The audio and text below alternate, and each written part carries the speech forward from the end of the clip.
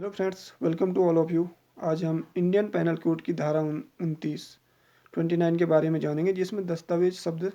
को समाहित किया गया है। अर्थात दस्तावेज शब्द क्या है, इसकी वास्तविक भूमिका क्या है और इसकी रियल इंपॉर्टेंस क्या है और इसको हम किस स्वरूप में प्रयोग में लाते हैं। तो दोस्तों आइए जानते हैं दस्तावेज के बारे में। दस्तावेज शब्द किसी भी विषय का द्योतक होता है, जिसमें किसी पदार्थ, अक्षर, अंक, चिन्ह, हम कह सकते हैं संकेतक या कोई अन्य साधन जो सूचक को प्रदर्शित करता है, उनमें से किसी एक का भी प्रयोग किया जाता है या इनमें से किसी एक को भी लिया जाता है, तो वो दस्तावेज शब्द के अंतर्गत समाहित है।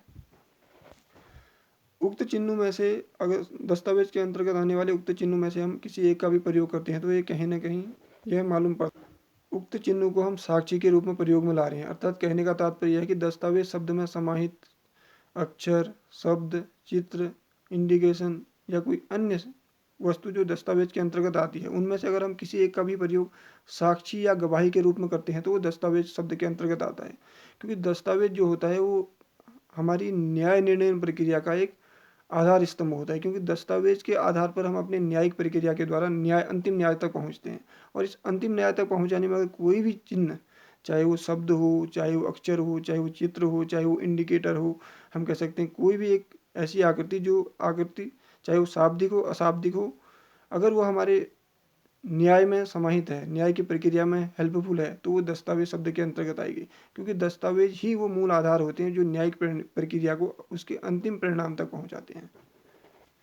दोस्तों, अगर हम स्पष्टीकरण स्वरूप में इसको जानने की कोशिश करें, तो यह न्यायालय के ऊपर निर्भर करता है कि जो दस्तावेज सामग्री हमने न्यायालय के समक्ष प्रस्तुत करने की कोशिश की, ताकि हम न्यायिक प्रक्रिया, न्यायिक निर्णय के तहत न्याय दिला सकें, उसको स्वीकार करना एवं अस्वीकार करना, जिसमें जो भी साधन आते हैं, चाहे अंक हो, चिन्ह हो, ज्ञान हो, शाब्दिक हो अशाब्दिक हो, चाहे हम कह सकते हैं कि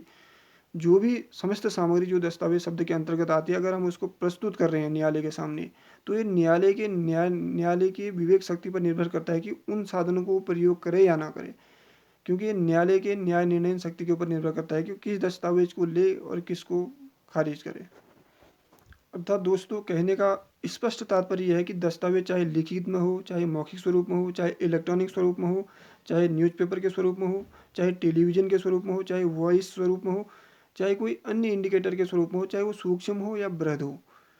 इस इन समस्त दस्तावेजों को स्वरूप को लेने की जिम्मेदारी या लेने की विवेक शक्ति न्यायालय पर निर्भर निर्भर करती है। और न्यायालय की यह विवेक शक्ति यह दर्शाती है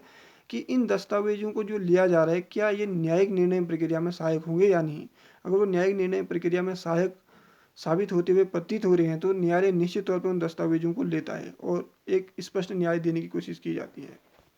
क्योंकि दोस्तों, न्यायिक न्याय निर्णय प्रक्रिया के दौरान न्यायालय के सामने यह महत्वपूर्ण नहीं होता है कि दस्तावेज सूक्ष्म है, बड़ा है या छोटा है, दस्तावेज लिखित में है या मौखिक में है, दस्तावेज वॉइस स्वरूप में है या नॉन वॉइस स्वरूप में, दस्तावेज इलेक्ट्रॉनिक स्वरूप में है या प्रिंट मीडिया के किसी अन्य स्वरूप में है। बल्कि महत्वपूर्ण यह हो जाता है कि दस्तावेज में निहित सामग्री क्या न्यायिक प्रक्रिया में सहायक होगी या नहीं। अगर वह न्यायिक प्रक्रिया में सहायक है और उसको एक साक्ष्य के रूप में प्रस्तुत किया जा सकता है, या उस दस्तावेज में साक्ष्य होने की योग्यता निहित है, तो निश्चित तौर पर न्यायालय उस दस्तावेज को स्वीकार करता है और न्याय की इस निर्णय प्रक्रिया में, अंतिम न्याय में उसको प्रयोग में लाता है। और यही दस्तावेज की मूल स्वरूप, मूल संरचना और हम कह सकते हैं कि मौलिक विशेषता है कि दस्तावेज जो भी प्रस्तुत किए जाए और जिस भी स्वरूप में प्रस्तुत किए जाए,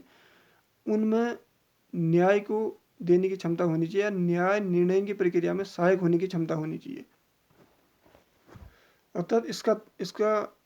हम कह सकते हैं, इसको कुछ इस तरीके से समझ सकते हैं कि यह तत्वहीन हो जाता है कि इसका कोई महत्व नहीं रह जाता है कि दस्तावेज लिखित में है, मौखिक में है, किस साधन के स्वरूप में है। बल्कि महत्वपूर्ण ये हो जाता है कि दस्तावेज जिस भी साधन स्वरूप में प्रस्तुत किया जा रहा है, क्या उस प्रस्तुत करने की प्रक्रिया में उस दस्तावेज में कोई महत्वपूर्ण साक्ष्य छुपा हुआ है। अगर उसमें साक्ष्य छुपा हुआ है, वह साक्ष्य जो न्याय देने की प्रक्रिया में सहायक हो सकता है, तो उस दस्तावेज को एज इट इज स्वीकार किया जाएगा। उदाहरण के लिए, एक व्यक्ति ने दूसरे व्यक्ति के घर में चोरी करने की कोशिश की, चोरी की, और चोरी करने की इस कोशिश के दौरान अगर वो अपने कुछ पहचान चिन्ह वहाँ पे छोड़ के आता है, या बाई मिस्टेक कोई अपनी पहचान चिन्ह छोड़ देता है, उदाहरण के लिए उसका, हम कह सकते हैं कि उसकी कोई ऐसी चीज़ वहाँ पे छूट जाती है जो उसकी, उस चोरी करने वाले व्यक्ति की पहचान से जुड़ी हुई है, चाहे वो छोटी ही क्यों ना हो, चाहे वो एक, हम कह सकते हैं कि हैंडकरचीफ का टुकड़ा ही क्यों ना हो, अगर वो साक्ष्य के तौर पे प्रस्तुत करने योग्य है, तो उसको निश्चित तौर पे प्रस्तुत किया जाएगा। क्योंकि साक्ष्य महत्वपूर्ण तब बनता है, साक्ष्य के तहत जो सामग्री प्रस्तुत की जाती है वह महत्वपूर्ण तब होती है जब उसमें किसी समय विशेष में या किसी घटना विशेष में घटित होने के दौरान उससे जुड़ी हुई हो। अतः इस चोरी की प्रक्रिया में अगर वह हैंडकरचीफ गिरा, उस व्यक्ति के द्वारा गिराया गया जिसने चोरी की, तो निश्चित तौर पर वह हैंडकरचीफ उस व्यक्ति से जुड़ा हुआ है जिसने चोरी की। अब यहाँ पे जिसकी चोरी हुई है उस व्यक्ति के लिए यह साक्ष्य के रूप में, उस व्यक्ति के द्वारा यह साक्ष्य के रूप में प्रस्तुत किया जाएगा न्यायालय के सामने। जब न्यायालय के सामने यह साक्ष्य के रूप में प्रस्तुत किया जाएगा तो देखा जाएगा कि जो वस्तु गिरी हुई है वह वस्तु जिसने चोरी की है उससे किस तरीके से वो, हम कह सकते हैं कि, जुड़ी हुई है। और इस जुड़ाव, साक्ष्य के इस जुड़ाव के माध्यम से ही हम न्यायिक प्रक्रिया को समझते हैं और न्याय तक पहुंचते हैं। क्योंकि जो साक्ष्य गिरा हुआ है, जो साक्ष्य छोड़ा गया है, उस साक्ष्य का चोरी करने वाले व्यक्ति से, या हम कह सकते हैं उस व्यक्ति से जो दोषी है,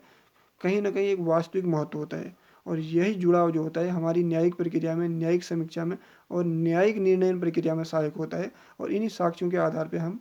एक, हम कह सकते हैं कि एक बेहतरीन निर्णय देते हैं जो दोषी के खिलाफ दोषी को, दोषी के दोष को, दोषी को दंडित करता है और जिसको न्याय की ज़रूरत होता है उसको न्याय दिलाता है।